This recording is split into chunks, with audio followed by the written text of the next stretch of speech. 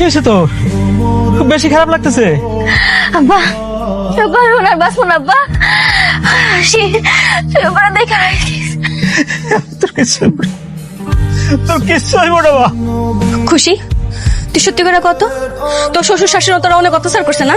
হ্যাঁ আব্বা, আমার মন কইতাছে ও শাশুড়ি অনেক অত্যাচার করছে ওর উপরে। আমি ওকে কাউরে ছাড়ুম না, আমি ওকে কাউরে ছাড়ুম না আব্বা। মা খুশি তুই কথা বল, আমার চলে যাই। কি ব্যাপার খুশি? আমি কতবার কল দিলাম, তুমি ঠিক আছো তো?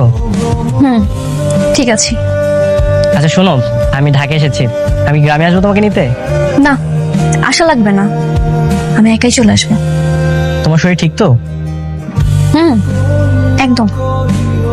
আচ্ছা তুমি যেদিন আসতে চাও আমাকে বলো, আমি ড্রাইভার পাঠিয়ে দিব, চলে আসো, ঠিক আছে? ঠিক আছে। আব্বা খুশি যে মারা গেছে এই খবর ও শ্বশুর বাড়ি কাউরে জানাইবা না। শোন বাবা, আমি একটা কথা বলি, অসুস্থ হাঁপানি এরকম বউনে তুই কি করে সংসার করে খাবি?